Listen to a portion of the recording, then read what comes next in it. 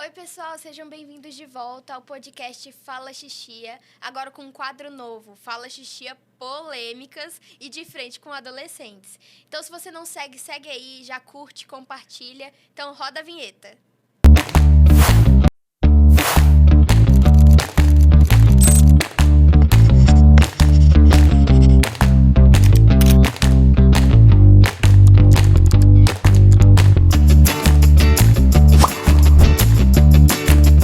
Seja muito bem-vinda, Xixia! Obrigada! Hoje roubei seu espaço, agora o podcast é lado. meu. E como diz o quadro, hoje eu trouxe alguns tópicos polêmicos pra gente debater. A sua opinião como líder, né? Opinião como adulta também, né? E vamos lá pro primeiro tópico. Eu tô com medo, porque... Você quer começar mais de boa? Quer começar mais polêmico? vamos polêmica. Se eu precisar cortar, já sei que tá nem... Então vamos lá. Primeiro tópico. Deus me aceita como eu sou. Logo, não preciso mudar. Então, vamos lá. Jesus, ele faz um convite, né, na Bíblia. Vinde a mim todos os que estáis cansados e sobrecarregados, né? Então, Jesus nos convida da forma como a gente tá. Mas Jesus nos ama demais para que a gente possa permanecer do mesmo jeito, né? Então, a graça de Deus, ela não é uma liberdade no sentido de que eu faço o que eu quero, como eu quero, que eu faço o que eu quiser com o meu corpo, mas é ser livre do pecado. Então, o próprio Paulo fala isso, né? Então, já que eu estou na graça, eu posso pecar e tal. E aí Paulo fala de maneira nenhuma, né? Porque Cristo nos libertou do poder da lei, mas também nos libertou do pecado. Então, às vezes, a gente escuta muito como cristão, né? E talvez na escola você também escuta isso, que era a fase que eu mais escutava isso, né? Assim, você não pode ficar com ninguém, você não pode fazer isso, você vai fazer... Quando a gente se posiciona, as pessoas elas começam a cobrar da gente assim, mas você não pode fazer nada, como se a gente fosse preso. Mas, na verdade, elas são escravas do seu próprio desejo, né? Então, quando a pessoa ela não consegue não ficar com ninguém, ela não consegue não ter relação sexual, ela não consegue ficar sem ser controlada pelos seus próprios desejos, ela é escrava daquilo, né? Então, a nossa liberdade é, muitas vezes, a gente sentir desejo, né? E a gente fala sobre isso, sentir desejo, sentir vontade, ele é normal, ele faz parte dentro do corpo humano, a gente tem hormônios, mas quando eu controlo aquilo. Então, quando eu controlo algo, eu tenho poder sobre esse algo. Se algo que me controla, aquilo é que me tem, não eu que tenho aquilo, né? Então, Jesus, ele nos aceita, mas não significa que nós vamos permanecer o mesmo. Então, quando Jesus nos convida, né, para entrarmos nele, ele nos convida a também mudarmos de vida, porque Jesus nos ama demais para que a gente possa permanecer o mesmo, para que a gente possa estar da forma como a gente está. Então, se Jesus não tivesse mudado a Débora, se eu tivesse permanecido a mesma, porque Jesus me aceita do jeito que eu tô, eu ainda seria uma pessoa muito ruim, que teria muitas coisas erradas na minha vida. Então, quando eu deixo Deus me transformar, eu estou dando liberdade e estou me tornando uma pessoa melhor. Então, eu prefiro muito mais a Débora que foi transformada por Jesus do que a Débora que estava do jeito que estava. Até porque Deus nos chamou para ser livres, não libertinos, né? Então, há essa grande diferença entre liberdade e libertinagem, né? Porque a graça, ela não é tipo, a gente pode fazer agora tudo o que quiser, não tem, Peque à vontade. Jesus, o pecado não vai mais, nos afastar muito de Deus, vamos poder fazer tudo. Não é. Deus chamou exatamente pra gente viver uma metanoia. Então, a liberdade é quando você entende que Cristo te chamou e você tem que agora viver pra Ele e falar, Jesus, muda o que tá errado em mim pra que eu me pareça mais com você. A libertinagem é a vida louca. Eu quero agora me parecer mais comigo mesmo, né? Basicamente. Eu acredito. E é um dos pontos, né? Assim, eu lembro que recente eu tive lá pro ano passado, assim, uns questionamentos com Deus, de ver tantas pessoas, né? A gente teve vários escândalos que aconteceram na igreja, né? Com pastores.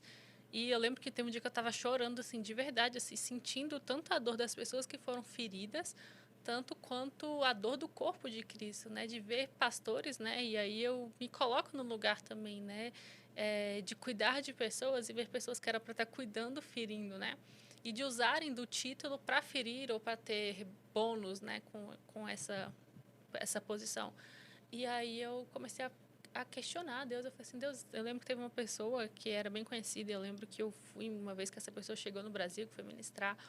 Eu falei, gente, eu já vi essa pessoa orar por curas, eu já vi essa pessoa fazer tantas coisas, assim, cara, ela construiu coisas extraordinárias para o reino.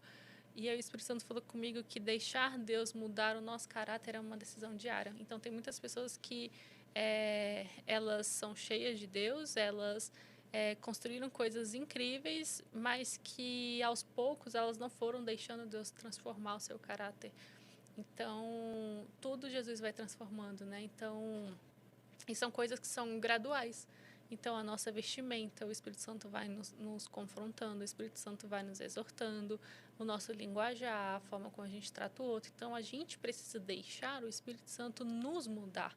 Então, a gente está vivendo uma era do discurso, né? Deus me aceita, Deus me ama. E, de fato, Deus nos ama e Deus nos aceita. Mas, quando eu entendo o amor de Deus por mim, eu sou tão constrangida que eu não quero permanecer da mesma forma. Então, o que é que eu posso fazer para demonstrar mais esse amor por Jesus, né? E deixar Deus nos transformar é uma das formas que a gente tem. Então, o fato de Deus nos aceitar não significa que nós podemos permanecer na mesma vida, senão não faz sentido. Jesus não veio nos dar uma vida melhor. Ele veio nos dar uma nova vida. Então, quando a gente tem uma nova vida em Cristo, nós morremos para a nossa velha natureza, como Paulo fala, né? Então, é morrer para o nosso pecado. Isso significa que eu nunca mais vou pecar? Quem me dera. Mas significa... Sonho, né? É o sonho de qualquer pessoa. Mas como a Bíblia fala, né, mais de 60 vezes, né, que nós somos santos. Então, Paulo está ali nos chamando de santos o tempo todo. Então, ao entender isso, né, nós somos transformados e estamos vivendo um processo de santificação. É por isso que também a gente sempre tem que viver em uma eterna contemplação de Cristo e analisar o nosso próprio coração, como diz a Bíblia, porque qualquer um de nós está sujeito a cair no próprio ego, a cair na própria vaidade e a pensar, tipo, eu tô certo, o que eu tô fazendo tá certo. Mas no final, ele que tá certo e a gente sempre tem que olhar para ele. E a gente também percebe que durante a caminhada é isso que a gente precisa, que a gente é dependente dele, que ele é o melhor, que as coisas dele são as melhores que a gente tem. Então, essa libertinagem que o mundo prega não é aquilo que é bom pra gente. Faça o que você quiser. E quando a gente realmente se entrega e começa a viver o que realmente Deus quer, você fala, obrigada, Jesus, porque você me convidou para fazer parte disso, que isso é a melhor coisa que eu poderia ter feito da minha vida.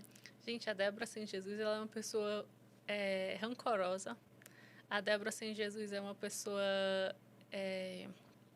que demonstra os seus afetos negativos por alguém. Então, se eu não gostava de alguém, eu fazia questão de demonstrar para essa pessoa que eu não gostava dela. A Débora sem Jesus, ela é de falar sem se preocupar se machuca ou não. A Débora sem Jesus é uma pessoa não tão paciente. Por mais que a minha personalidade seja alguém mais paciente, a Débora sem Jesus, eu não estou me importando tanto se eu estou sendo paciente ou não, se eu estou amando como Jesus ama ou não, né? Então, a Débora sem Jesus é uma pessoa medrosa. A Débora sem Jesus é uma pessoa preocupada com a opinião dos outros.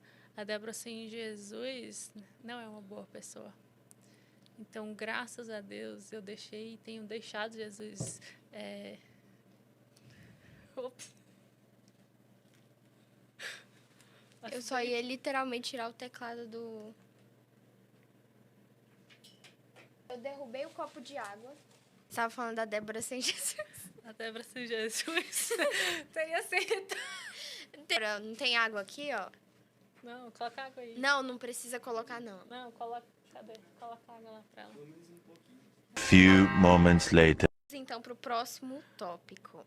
Aqui, deixa eu ver qual que eu vou escolher. Eu vou num tranquilo, por enquanto.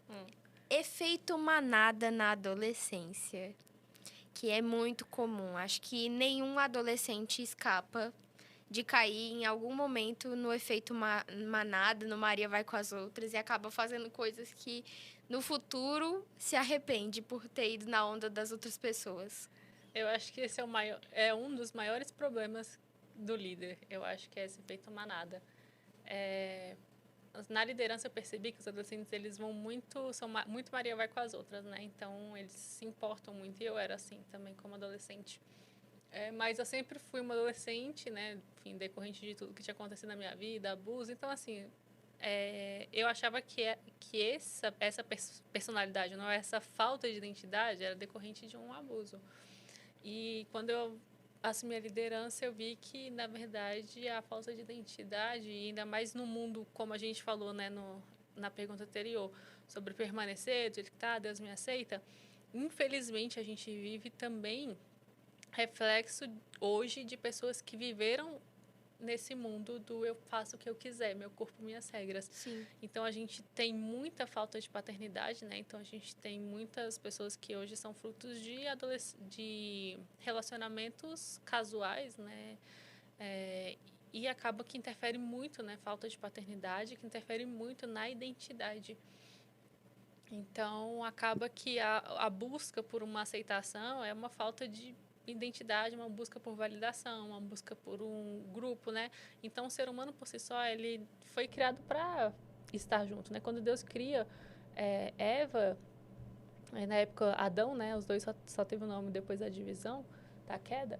Mas quando Deus cria uma parceira para Adão, o que Deus fala, não é bom que o homem fique só. Então, nós não nascemos para estar sozinhos. Nós nascemos para nos relacionarmos com os outros e não no sentido só sexualmente, no sentido de relacionamento emocional, amoroso, né? Mas como um corpo de Cristo, né? Então a Bíblia nos chama de corpo de Cristo. Então o relacionamento ele faz parte da caminhada cristã. Para caminhar, né, no cristianismo a gente precisa estar numa igreja, a gente precisa estar em um corpo de Cristo, né? E eu também vejo muito assim, tipo, às vezes a pessoa vai e faz algo que ela nem quer pelo medo de estar sozinha, porque muitas vezes, como você disse, a família, a criação influencia muito na forma como a pessoa se enxerga no mundo. Naturalmente, todos nós já temos uma distorção de identidade por causa da queda, né? E aí veio junto o espírito de orfandade.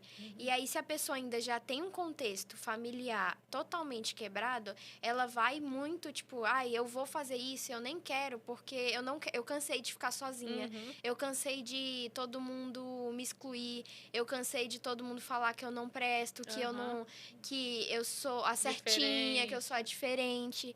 Então, às vezes, a pessoa só vai porque ela fala, quer saber? Tá todo mundo fazendo. É todo mundo igual, por que eu sou a única diferente? Eu vou fazer também. Porque eu quero pertencer a algum lugar. É o pertencimento. O ser humano, ele busca o pertencimento, né, em esse lugar. E ser cristão é a gente entender que a gente não vai pertencer a esse mundo. A gente não pertence a esse mundo, né? Então, não tem como a gente ser cristão e a gente se sentir pertencente no mundo ou a gente esperar com que as pessoas elas concordem com a gente. Eu acho que se a gente vive num mundo em que o mundo concorda com a gente, tem alguma coisa de errada.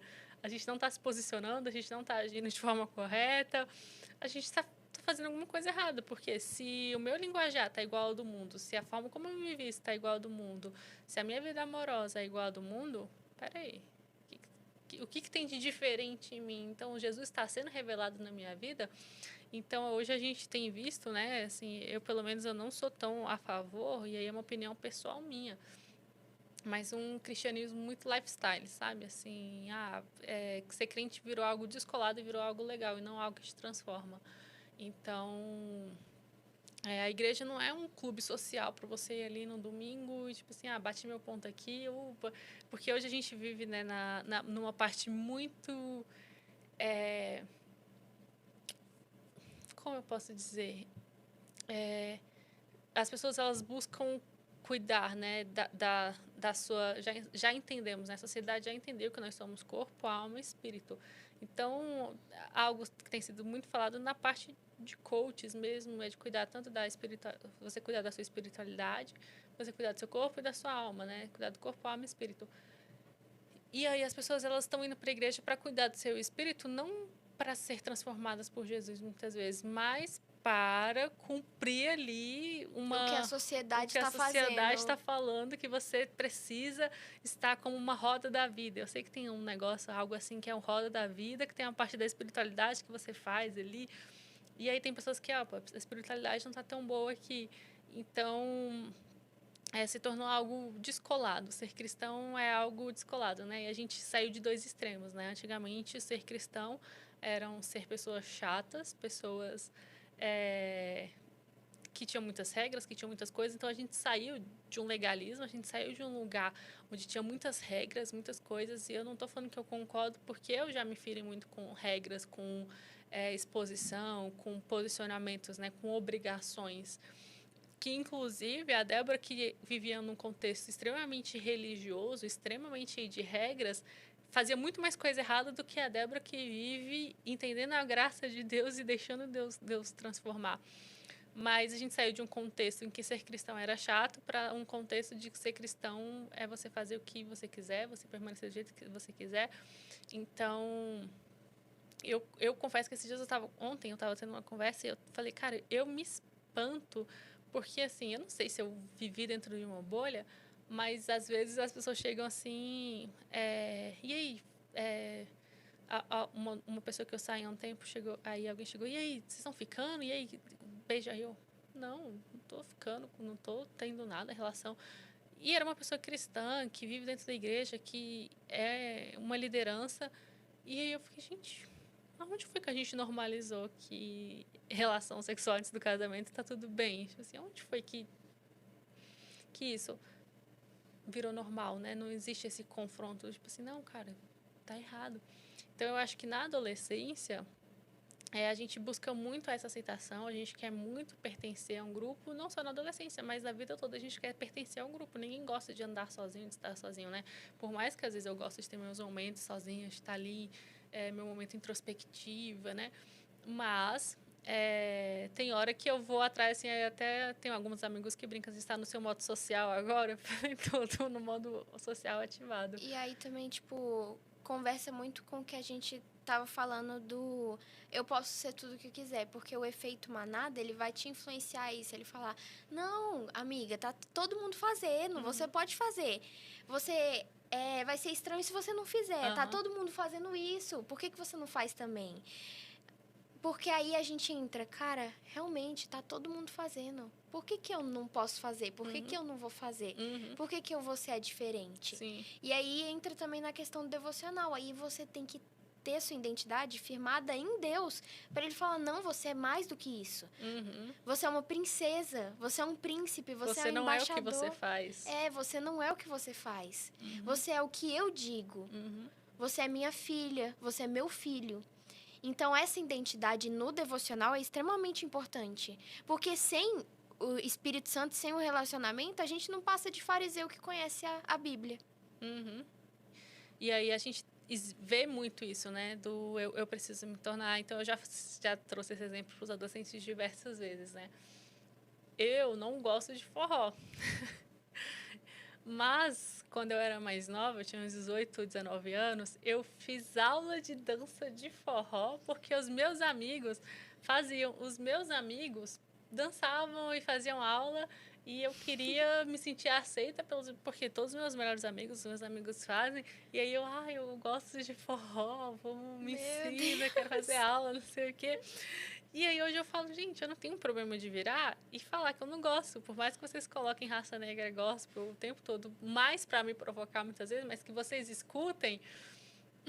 Mas eu não tenho problema de chegar e falar assim, cara, eu não gosto disso. Agora vamos ter que fazer uma aula de forró. Não. Mas tem aula de forró agora, o Forró com Deus Pai. Vou te inscrever, não, vou te inscrever.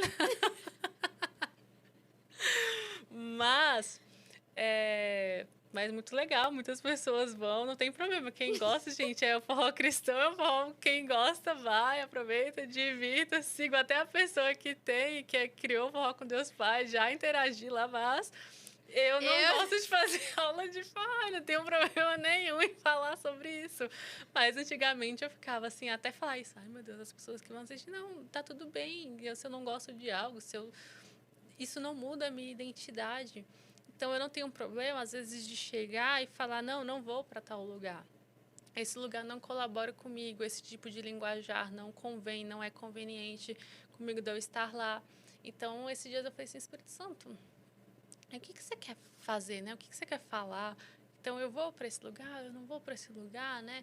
Então, é a gente ter, e a nossa identidade é a base de tudo, né? Então, a gente para com o efeito manada quando a gente entende nossa identidade. Então, o efeito manada, ele é encerrado quando eu entendo a minha identidade em Deus. Então, eu não preciso fazer o que está todo mundo fazendo, porque o que está todo mundo fazendo nos afasta de Deus, porque a gente vai se afastando naturalmente. O pecado nos afasta porque é uma escolha nossa de se afastar de Deus. Então, é a gente cauterizando o pecado, e vai cauterizando, e vai cauterizando. Então, para você que é adolescente, que está assistindo esse podcast, entenda quem você é em Deus, sabe? Você não é o que você sente. O mundo tem tentado falar que você é o que você sente. Então, quando você não vai fazer algo que você está sentindo, você pensa que você está deixando de ser quem você é. Mas a sua identidade é de filho de Deus, de filha de Deus. Então, se você não tiver isso firmado em você, você vai querer estar. E, de fato, eu queria poder falar, e você está aqui e já me escutou falando isso várias vezes em conversas que a gente teve, né? Vários momentos eu virei para você e falei assim, Lele, eu queria poder te falar que você não vai se sentir sozinha na escola. Eu queria poder te falar que as pessoas não vão te excluir. Porque elas vão te excluir.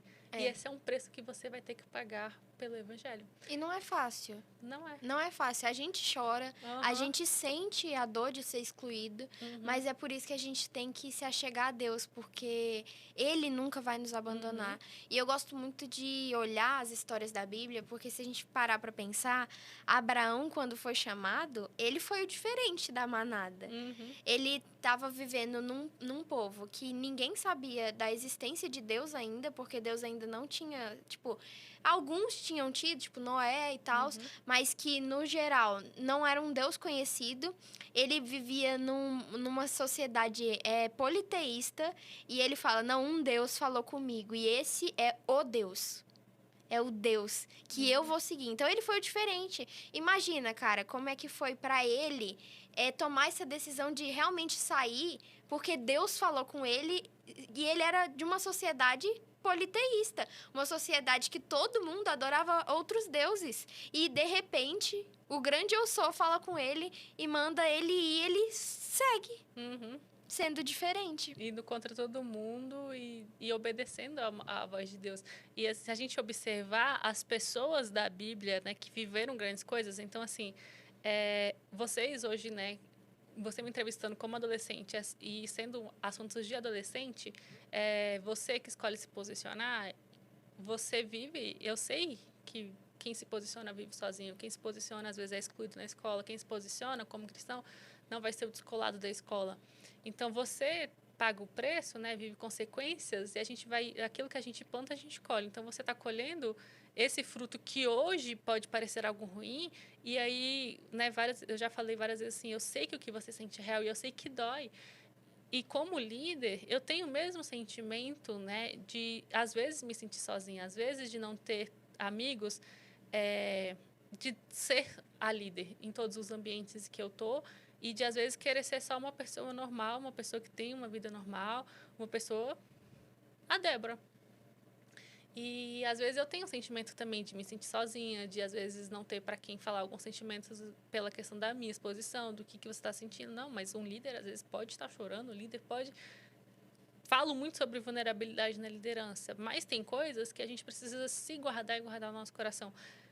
E são escolhas em que eu faço, em que eu colho frutos disso. Então, se a gente vê na Bíblia, pessoas que decidiram dizer sim para Deus, elas viveram processos em que muitos julgavam.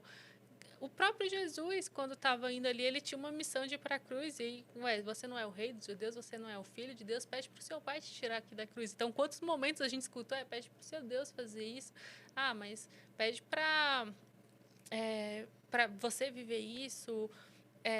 das pessoas imporem as coisas, né, sobre a gente, pelo fato de sermos cristãos, esperarem coisas, mas todas as pessoas da Bíblia, elas pagaram um preço, elas viveram algo. Então, José, quando Deus deu uma visão para ele viver aquela visão, ele precisou passar por um processo. Davi, em que o próprio pai tinha escolhido, o próprio pai não acreditava nele. E nessas duas histórias você vê isso, que, tipo, às vezes a gente acha que só o mundo vai ter o efeito manada e esquece que na nossa família dentro da igreja, isso vai acontecer. Não é pode, vai acontecer porque nós somos humanos. Então, se a gente não tem a nossa identidade firmada, a gente realmente, ou a gente vai se afastar cada vez mais de Deus pelo efeito manada, ou a gente vai se afastar cada vez mais de Deus por achar, você tá me fazendo passar por tudo isso? Exatamente. Então, agora, para finalizar o nosso bate-papo, nós vamos numa pergunta e resposta muito rápida. Bate e volta. Bebida no acampus. Energético. Acampamento. Sono. Medo. Mais vidas transformadas. Um medo.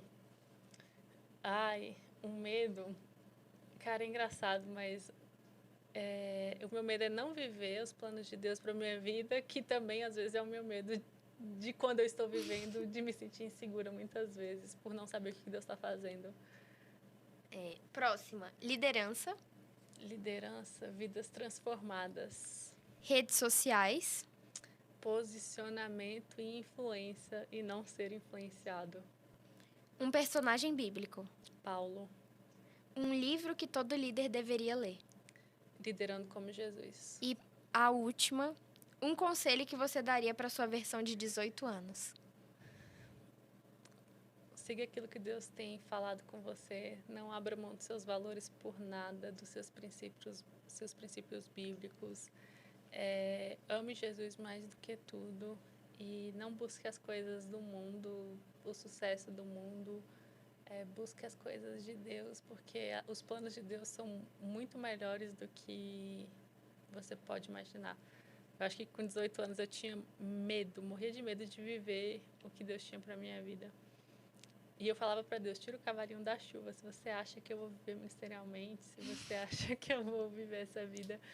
Então, meu maior medo era viver o que Deus tinha para minha vida, mesmo sabendo que Deus tinha. Mas hoje é a minha maior felicidade e Deus me surpreendeu muito em viver. Ainda vivo processos de ter medo, de dar passos de fé em muitas coisas que me geram sentimentos, né, de precisar ter confiança, né, mas tenho vivido o processo. Deus não só fala comigo, como Ele me ensina na prática relacionado a isso. Amém. Muito obrigada, Xixia, por essa Nada, oportunidade pode me convidar mais vezes. De entrevistar. Foi muito bom. E é isso. Obrigada por participar, por estar aqui e por ser uma referência para a sua geração. Eu sempre falo que quem mais fala com eles é vocês e não eu. Então, quem mais prega para os seus amigos é você. Para a sua escola, quem vai transformar esses ambientes é você. Então, você é um exemplo para essa geração que está assistindo aqui, de que pode sim, não é? Se posicionar. Então, qual conselho você daria? Qual conselho? Siga aquilo que Jesus está te falando. Não importa o que o mundo tenta dizer, e se for preciso, para um tempo e foca na voz de Deus. Porque às vezes a gente está tão imerso na nossa rotina que deixa passar os sussurros que Deus está falando. Então, foque bem na voz dele e não na voz das outras pessoas e do mundo. Então é isso, pessoal. Até o próximo episódio. Quem acha que a Lili tinha que vir mais vezes, ela não sabe, mas ela vai ser a host desse quadro. Vou falar com os pais dela ainda, com ela também. Mas até o próximo episódio. Fica com Deus. Não esquece de seguir, de comentar. Se você é líder e quiser a xícara do líder. E tem essa outra aqui também, se você é adolescente. Se você quiser derramar... Se você quiser derramar água, Se você quiser beber na mesa, água, você pode beber na mesa, você pode beber na caneca.